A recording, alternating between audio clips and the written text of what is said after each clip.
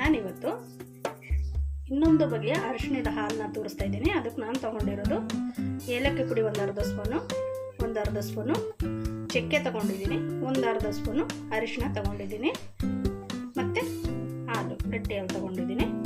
ಬನ್ನಿ ಹೇಗೆ ಮಾಡೋದು ಅಂತ ನೋಡ್ಕೊಳ್ಳೋಣ. ಒಂದು ಹಾಲಿನ ಪಾತ್ರೆಗೆ ಒಂದು ಅರ್ಧ ಲೋಟ ನೀರು ಹಾಕ್ಕೊಂಡಿದ್ದೀನಿ.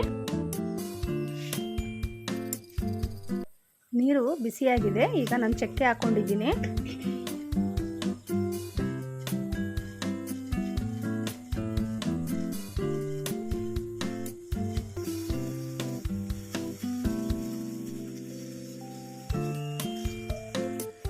ಈಗ ನಾನು ಏಲಕ್ಕಿ ಕಾಯಿನ ಸೇರಿಸ್ಕೊಂಡಿದ್ದೀನಿ.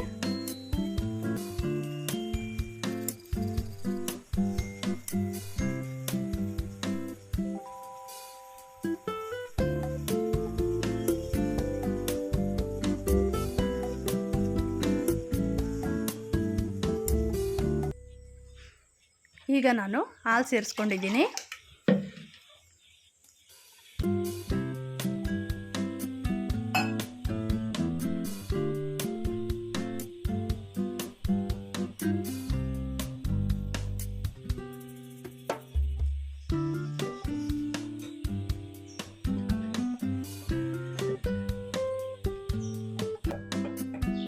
ಹಾಲು ಚೆನ್ನಾಗಿ ಕುದೀತಾ ಇದೆ.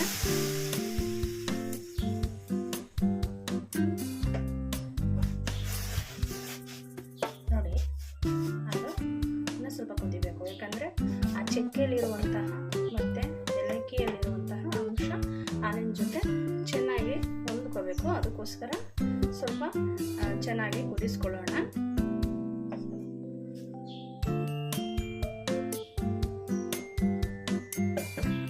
ಮತ್ತು ನಾವಿಲ್ಲೆಲ್ಲೂ ಕೂಡ ಯಾವುದೇ ಸಕ್ಕರೆ ಬಳಸ್ತಾ ಇಲ್ಲ, ಬೆಲ್ಲ ಬಳಸ್ತಿಲ್ಲ, ಸಿಹಿ ಪದಾರ್ಥ ಏನೂ ಬಳಸ್ತಾ ಇಲ್ಲ. ಯಾಕಂದರೆ ಇದು ಹಾಲಲ್ಲಿ ಸ್ವಲ್ಪ ಸ್ವೀಟ್ನೆಸ್ ಇದ್ದೇ ಇರುತ್ತೆ, ಮತ್ತು ಚಕ್ಕೆಯಲ್ಲೂ ಕೂಡ ಸ್ವಲ್ಪ ಸಿಹಿ ಇರುತ್ತೆ, ಏಲಕ್ಕಿ ಪುಡಿನೂ ಕೂಡ ಸಿಹಿ ಪದಾರ್ಥಗಳು ಹಾಕೋದ್ರಿಂದ ಅದರೊಳಗೂ ಸ್ವಲ್ಪ ನ್ಯಾಚುರಲ್ ಆಗಿ ಎಲ್ಲ ಪದಾರ್ಥದಲ್ಲೂ ತನ್ನದೇ ಆದಂತಹ ಗುಣನ ಇರುತ್ತೆ. ಹಾಗಾಗಿ ಅದು ಒಂದಕ್ಕೆ ಆಗಲಿ ಅನ್ನೋಕ್ಕೋಸ್ಕರ ನಾವು ಬೇರೆ ಯಾವುದು ಬಳಸ್ತಾ ಇಲ್ಲ. ಮತ್ತು ಇದು ತುಂಬ ಆರೋಗ್ಯಕ್ಕೆ ಒಳ್ಳೆಯದು. ಅರಿಶಿಣದ ಹಾಲು ಆಗ್ಬೋದು, ಚಕ್ಕೆ ಆಗ್ಬೋದು. ಚಕ್ಕೆ ನಾವು ತೂಕವನ್ನು ಕಡಿಮೆ ಮಾಡ್ಕೊಳ್ಳೋಕ್ಕೆ ಸಹಾಯ ಮಾಡುತ್ತೆ. ಮತ್ತು ಏಲಕ್ಕಿ ಪುಡಿಗಳು ಅಷ್ಟೇ, ನಾವು ಊಟನ ಜೀರ್ಣ ಆಗದೆ ಹೋದರೆ ಅಥವಾ ಊಟ ನೋಡಿದ್ರೆ ನಮಗೆ ವಾಂತಿ ಬರೋಂಗಾದರೆ ಕೂಡ ಏಲಕ್ಕಿ ಪುಡಿನ ಬಿಸಿನೀರಲ್ಲಿ ಚೆನ್ನಾಗಿ ಕುದಿಸ್ಕೊಡಿದ್ರು ಕೂಡ ನಮ್ಗೆ ಅದೆಲ್ಲವೂ ನಿಲ್ಲುತ್ತೆ.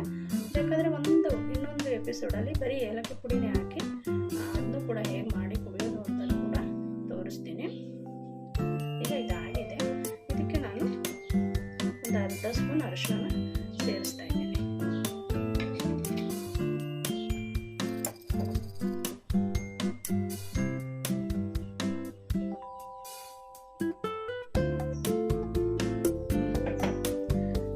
ಈಗ ಹಾಲು ಆಲ್ರೆಡಿ ಕುದೀತಾನೆ ಇದೆ. ನಾನು ಸೋದಿಸ್ಕೊಂಡು ಸರ್ವ್ ಮಾಡ್ಕೊಳ್ಳೋಣ.